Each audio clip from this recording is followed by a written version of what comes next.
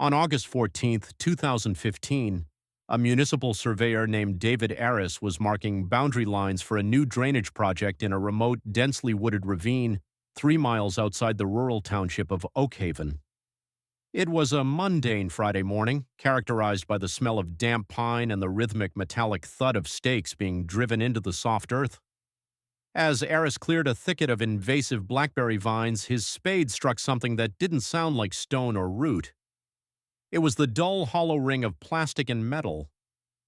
Buried under nearly 6 inches of leaf litter and topsoil was a ruggedized, first-generation digital camera casing, the kind used in early automotive dash mounts. It was caked in a decade and a half of sediment, the lens clouded by moisture and time, but the internal memory card remained sealed in its weather-resistant slot. This was the first piece of physical evidence in the case of Elias Thorne to emerge in 15 years. Elias Thorne was not a man prone to mistakes. In the year 2000, he was a 34-year-old independent courier known for his punctuality and his meticulous preparation. He didn't just drive, he navigated. His van was a rolling fortress of redundancy, equipped with backup paper maps, a CB radio, a satellite-linked GPS unit that was top of the line for the era, and an experimental digital dash camera he had rigged to record his long-haul routes through the Pacific Northwest. On the morning of November 12, 2000, Elias pulled out of his driveway at 4:15 a.m. to deliver a time-sensitive crate of medical supplies to a clinic in the High Cascades. He never arrived. For 15 years, the disappearance of Elias Thorne was the definitive void of Oakhaven. There was no wreckage, no oil slick, no cell tower pings in an era when coverage was a patchwork of dead zones. He had simply been erased from the map. When David Aris handed that camera to the local sheriff's department, he wasn't just handing over a piece of debris, he was handing over the final 16 gigabytes of Elias Thorne's life. The recovery process was agonizingly slow.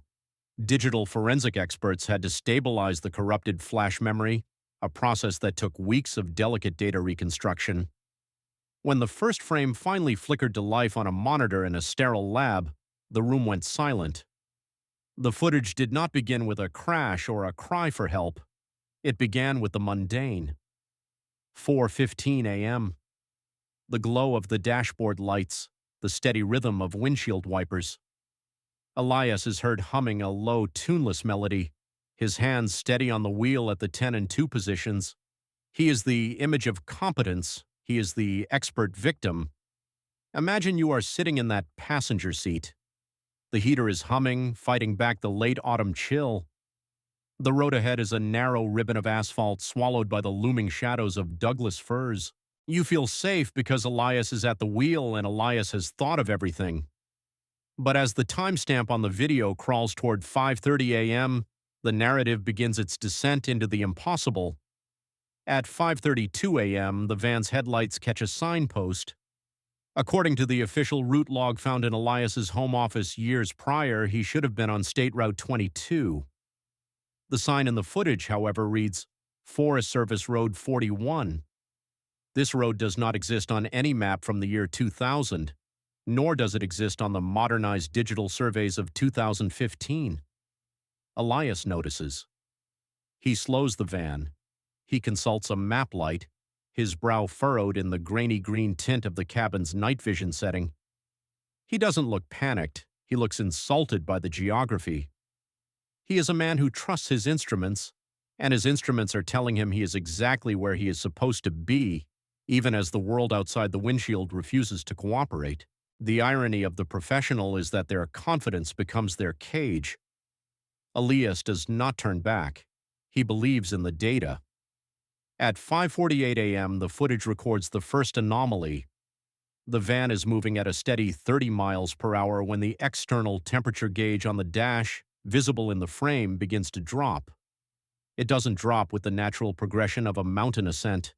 It falls with a mechanical, frantic speed. 38 degrees, 24 degrees, 10 degrees, -4 degrees.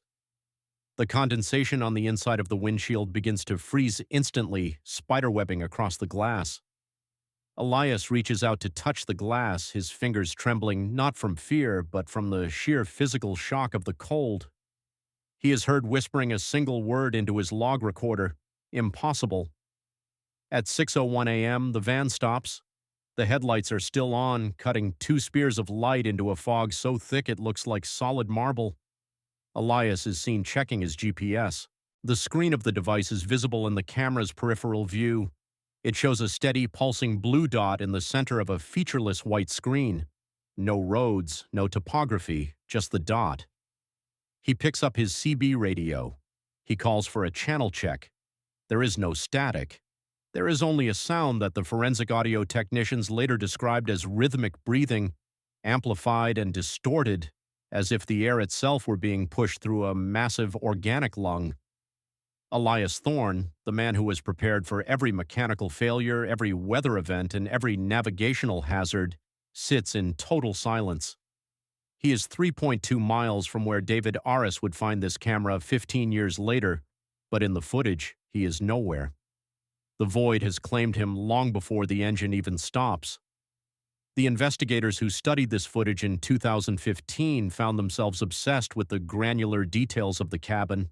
They cataloged the items on the passenger seat: a half-eaten ham sandwich wrapped in foil, a thermos of black coffee, a worn copy of a trail guide, and a photo of his niece taped to the sun visor.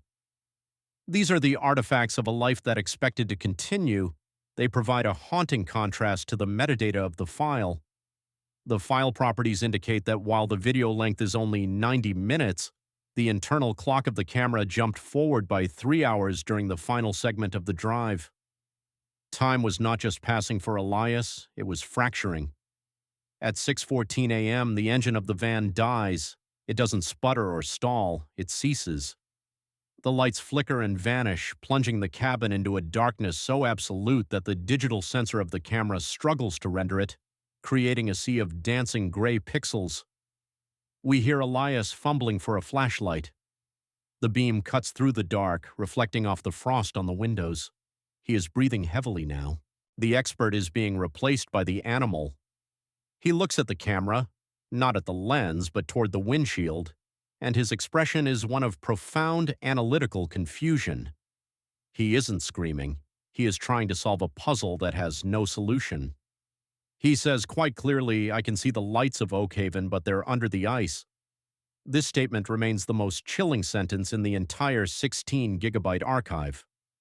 Oakhaven is a valley town. There is no body of water large enough to be called ice within 20 miles of his last known coordinates. The investigator, a man named Miller, who had spent his career looking for Elias, would later write in his report that the tone of Thorne's voice was not that of a man hallucinating, but of a man describing a physical fact that the rest of the world simply wasn't allowed to see. At 6:22 a.m., the door of the van opens. The chime for the open door rings out, a mundane, repetitive ding-ding-ding that grounds the supernatural horror in the reality of a mid-sized delivery vehicle. Elias Thorne steps out into the fog. He takes the camera with him. This is the moment the disappearance phase transitions into the discovery phase of the narrative. The camera is no longer a fixed observer. It is a handheld witness to a walk into a geography that shouldn't exist. The footsteps crunch on a surface that sounds like dry bone rather than snow or dirt. The beam of his flashlight hits something 15 feet away. It is a structure. It appears to be a telephone booth, but it is constructed of a material that reflects no light, a matte black pillar that seems to absorb the very air around it. Elias approaches it with the methodical caution of a man who knows he is recording history. He reaches out a gloved hand. Just before he touches the surface, the audio picks up a sound from behind him. It is the sound of his van's engine starting back up. But the engine doesn't sound right. It sounds like it is 1,000 miles away, or perhaps buried deep beneath the earth. Elias turns. The van is gone. In its place is a wide, flat expanse of black glass. No signal, no trace, just silence. The mountains do not explain why. The camera remains steady in his hand, a testament to his discipline even in the face of total displacement. He begins to walk. He is no longer looking for his route. He is looking for an exit from a world that has rewritten itself around him. The forensic reconstruction of this walk would take investigators years to map against the actual terrain of the Oakhaven ravine. They found that for every step Elias took in the video, he was physically moving in circles in a space no larger than a backyard, yet the footage shows him traveling miles across a desolate alien plateau. This is the phenomenon of GPS drift taken to a lethal metaphysical extreme. He was walking in a pocket of reality that had folded in on itself. By 7:05 a.m., the sun should have been rising. In the footage, the sky remains a bruised, permanent purple. Elias's flashlight begins to dim. The battery, rated for 12 hours of continuous use, is failing after less than 45 minutes. He realizes this. He stops. He sets the camera down on a flat stone, the very stone David Aris would strike with his shovel 15 years later.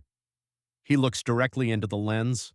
His face is pale, his lips blue from a cold that the forensic team estimated must have been nearing -50 degrees, a temperature never recorded in the history of the region.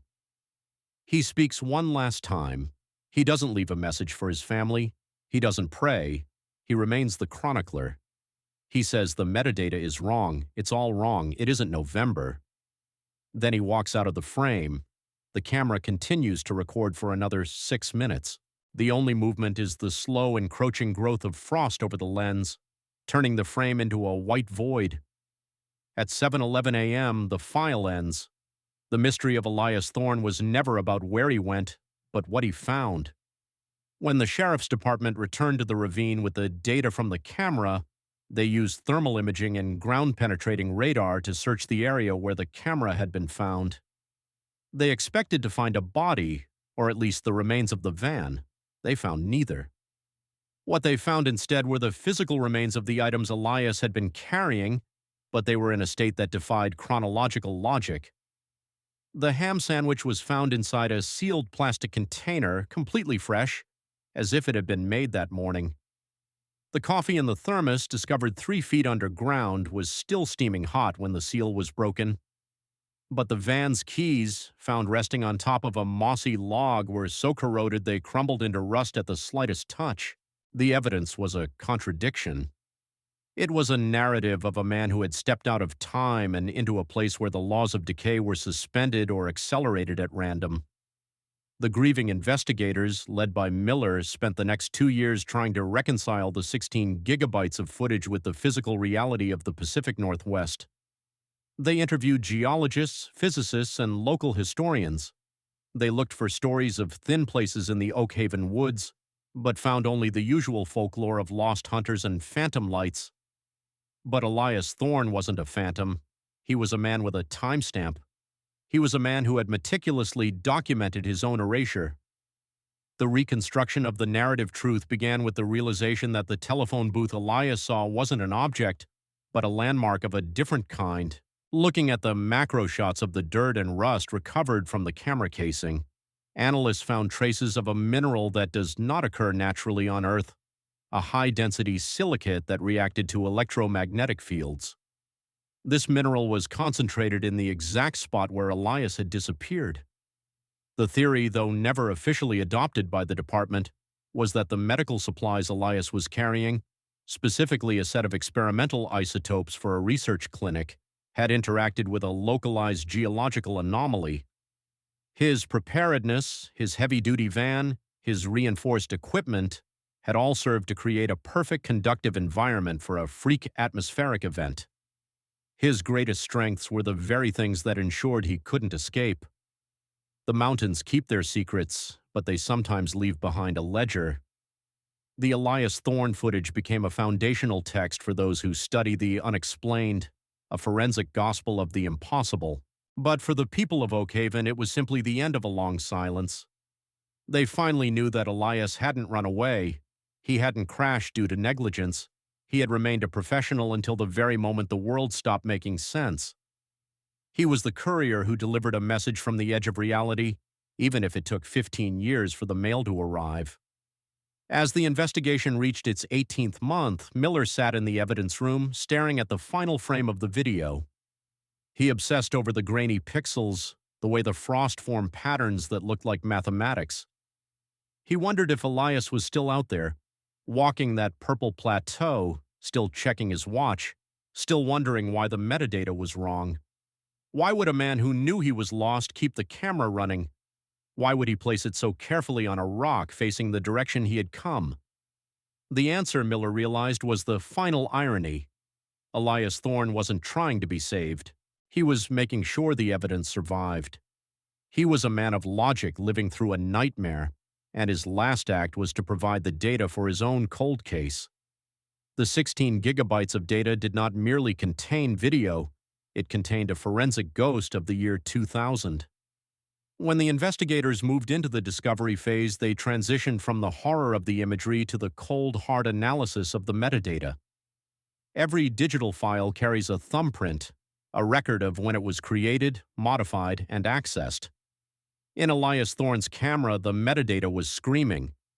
Forensic technician Sarah Jenkins, who spent 400 hours deconstructing the file headers, noted that the internal clock of the camera did not just jump, it vibrated. At 6:42 a.m., according to the camera's internal logic, the year 2000 was no longer a certainty. The timestamps began to oscillate between November 12, 2000 and August 14, 2015. It was as if the device were existing in two moments simultaneously, the moment Elias vanished and the moment David Aris found it.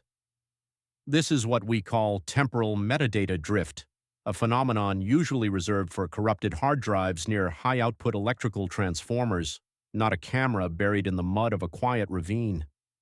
The investigators began to look closer at the physical evidence log, obsessing over the items recovered from the perimeter of the discovery site. Item 42. B. A standard-issue logistics clipboard. The paper was yellowed, yet the ink, written in Elias's precise architectural script, was so fresh it smudged when the technician's glove brushed against it. The log ended with a final entry. Odometer check, 142,008. Still no landmarks. The stars are moving too fast. When the team located the van's original maintenance records, they discovered that Elias's odometer at the start of his trip was 141,980. He had only traveled 28 miles. Yet, in the footage, he had been driving for nearly 2 hours. The math didn't hold. The geography didn't hold. The mountains keep their secrets, but the evidence creates a new kind of map, one drawn in contradictions. Imagine you are Sarah Jenkins sitting in a dark lab zooming into a macro shot of a weathered leather glove found near the camera. You see the grain of the leather, the fraying of the stitches, and then you see it, a microscopic dusting of volcanic ash. There has not been a volcanic eruption in the Cascades since 1980, and certainly not in the Oakhaven ravine. This ash was chemically identical to samples taken from the Mount St. Helens blast zone, but it was isotopically young, meaning it had been created recently. The investigators were no longer looking for a missing person, they were looking for a tear in the fabric of the mundane. Why would a delivery driver be carrying the dust of a 20-year-old disaster that hadn't happened yet?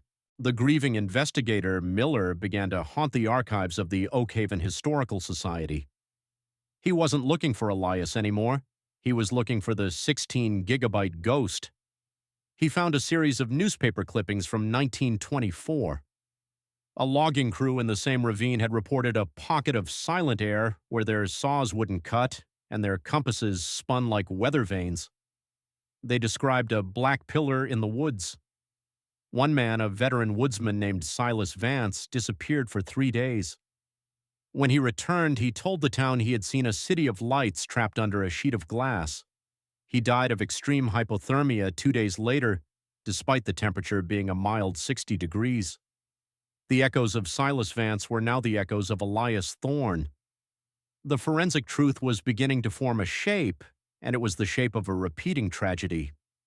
At 7:30 p.m. on a Tuesday in 2016, Miller laid out the evidence log on a massive corkboard. He used red string to connect the points of the impossible discovery: the camera, the fresh sandwich, the rusted keys, the volcanic ash, the 1924 reports. The center of the web was the 16-gigabyte memory card. He realized that the footage wasn't a recording of the past, it was a bridge. The camera had been left on that rock not as a message to the searchers, but as an anchor. By placing the electronic device on the silicate-rich stone, Elias had inadvertently, or perhaps through some desperate intuition, grounded the temporal anomaly. He had pinned his location in time so that it could eventually be found. This was the rule of irony in its final, most bitter form. The man who lived by the clock used a broken clock to save his story. But the narrative truth remained elusive. If Elias had anchored himself, where was the rest of him? The thermal imaging scans of the ravine were run a second time, using a higher sensitivity threshold usually reserved for locating buried gas leaks.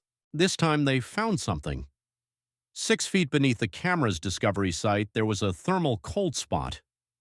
In the middle of a summer heat wave, the ground at that specific depth remained a constant 32 degrees.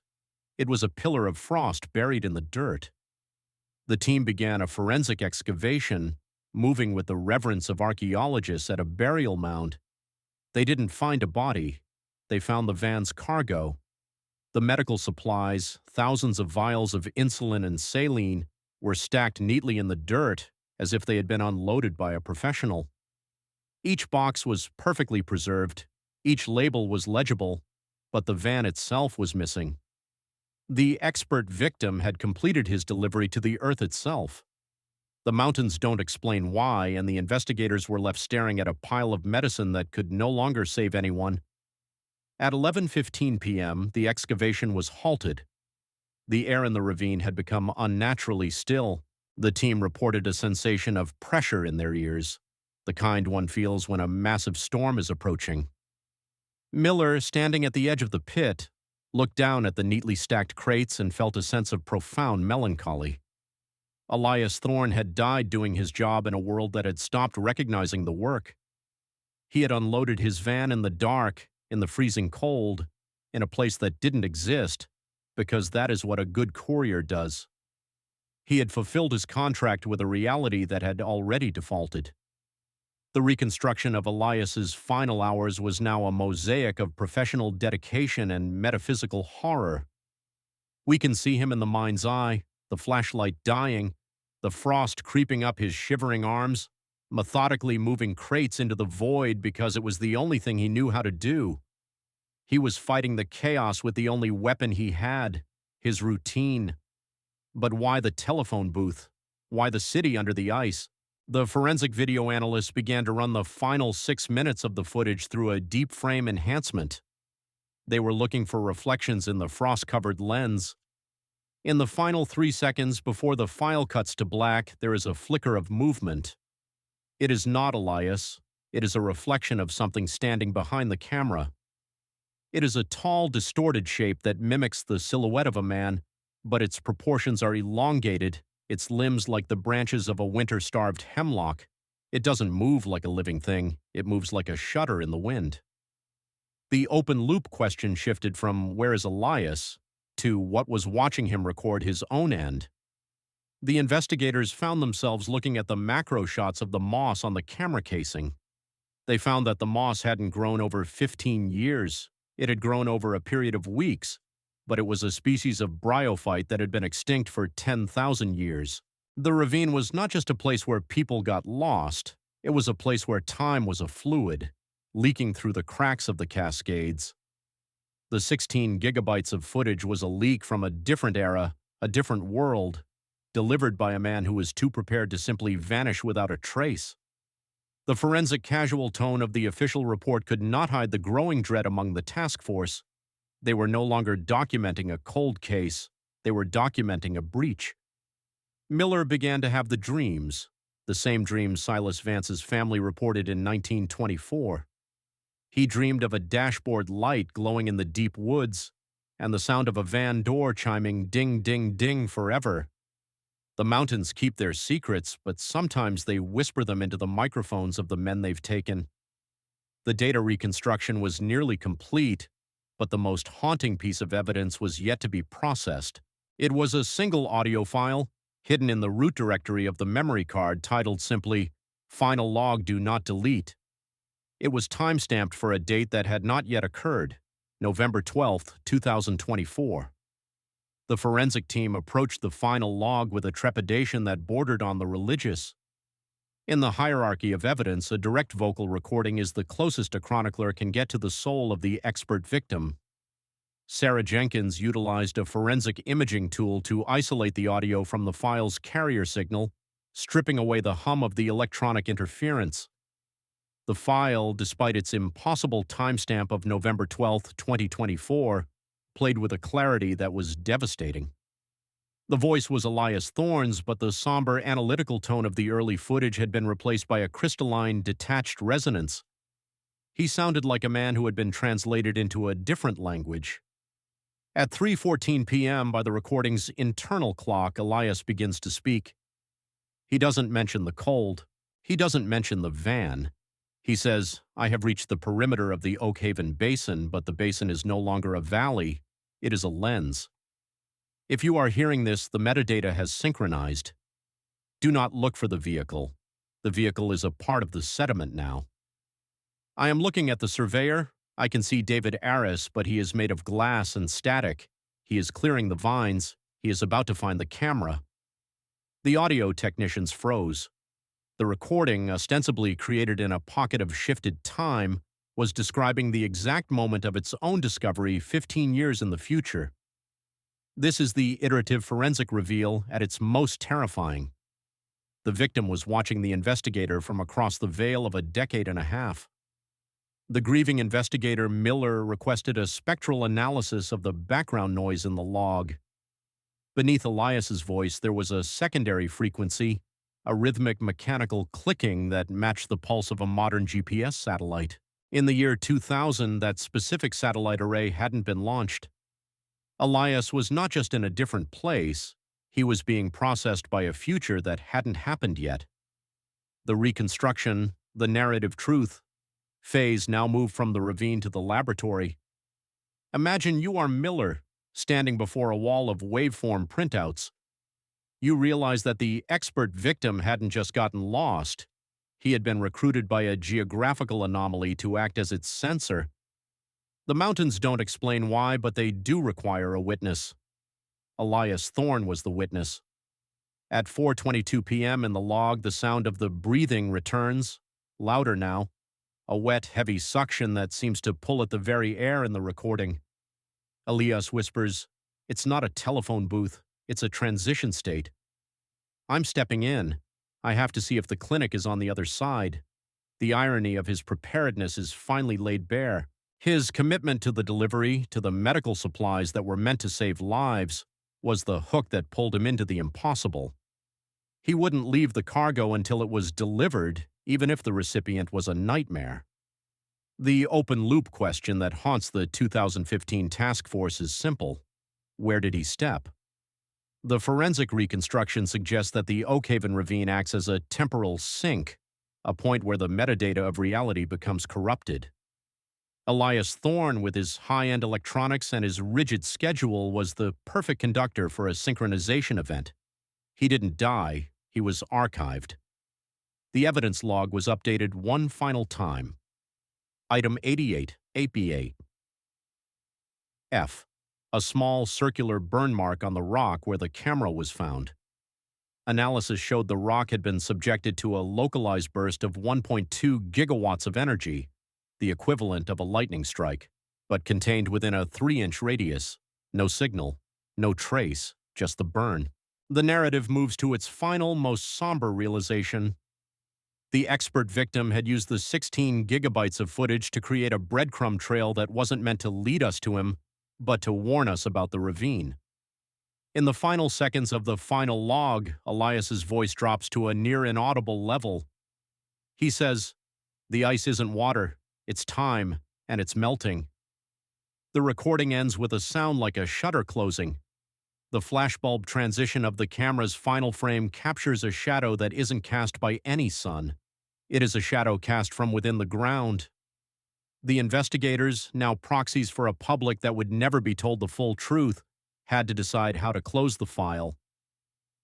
How do you issue a death certificate for a man who recorded his own discovery from 24 years in the past? Miller, now gray-haired and obsessed with the granular details of the breathing audio, refused to sign the closure report. He argued that if the metadata was right, Elias Thorne was still delivering those supplies. He was still out there, a ghost in the machine of the Cascades, waiting for the next surveyor to strike a shovel against the plastic casing of his life. The mountains keep their secrets, and sometimes they keep the men who try to map them. The forensic story of Elias Thorne is not a story of a disappearance. It is a story of a permanent state of being lost. As we look at the macro shots of the rust on his keys, we see the passage of centuries. As we look at the fresh ham sandwich, we see the freeze frame of a single second. This is the justice of memory. We hold these 16 gigabytes of tragedy so that the void doesn't get the last word. But the moral warning remains, etched into the metadata of the Thorne case. Some maps are not meant to be followed. Some routes do not lead to a destination. Imagine you are standing on that summit looking down into the Oakhaven ravine. You feel the heater humming in your van. You feel prepared. You feel safe. But the mountains don't care about your preparation. They don't care about your data. They are waiting for the next witness to step into the fog. The final reconstruction of the Elias Thorne file began not in the ravine but in the silence of a high-security digital archives facility in 2026. This is the stage of narrative truth where the physical evidence is no longer a mystery, but a sentence.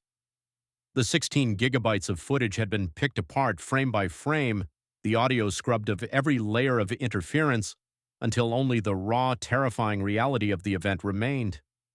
The grieving investigator, Miller, now retired and working from a private office filled with topographical maps and thermal prints, reached the final conclusion of a decade-long obsession. Elias Thorne did not vanish because of a geographical anomaly. He vanished because he was the only one capable of documenting the breach. The rule of irony concludes here. The courier's meticulous nature was the very bait the mountains used to lure a permanent chronicler into the dark. On November 12, 2024, the date predicted by the impossible timestamp, Miller returned to the Oakhaven ravine. He didn't bring a shovel, he brought a forensic receiver. At 4:15 a.m., the exact time Elias had started his engine 24 years prior, the receiver picked up a signal. It wasn't a broadcast. It was a digital heartbeat. 16 gigabytes of data were being rewritten into the air. The air smelled of ozone and frozen pine. The ground beneath the discovery stone began to vibrate with the same rhythmic breathing heard in the 2000 logs. Miller realized then that the transition state Elias had described was not a doorway but a loop. Elias was not gone, he was recurring. The forensic image of the ravine showed that the silicate-rich soil acted as a natural hard drive, storing the metadata of Thorne's life and replaying it in a cycle that defied the standard laws of entropy. Imagine you are standing where Miller stood, the receiver in your hand screaming with the data of a man who is simultaneously 34 and dead, a man who is both delivering medicine and becoming the earth.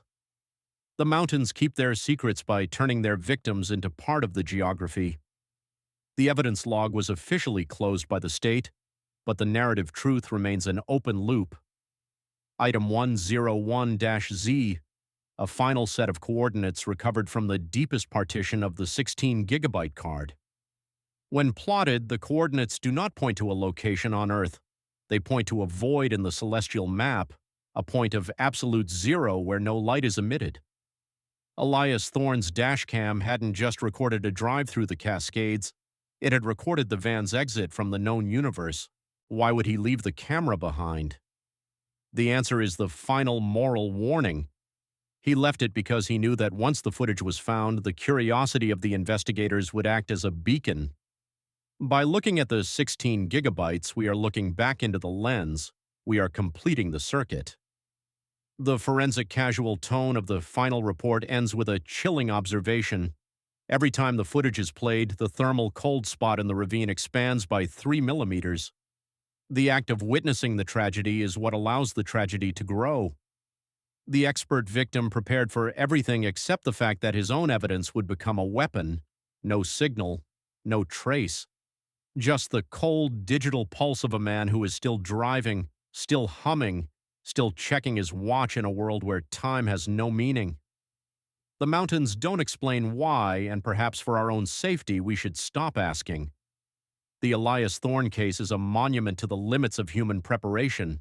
You can have the best GPS, the most rugged camera, and the most disciplined mind, but when the metadata of the world begins to fray, your tools only serve to measure your own disappearance. Miller's final entry in his private journal, found after his own quiet passing, contained only one line. He wasn't lost, he was delivered. This is the justice of memory. This is the 16-gigabyte ghost. The footage remains in a vault, a silent archive of a Tuesday that lasted 26 years. As the screen fades to black, remember the image of the van's open door and the chime that never stops. Ding, ding, ding. The delivery is complete. The courier is home. The mountains keep the rest.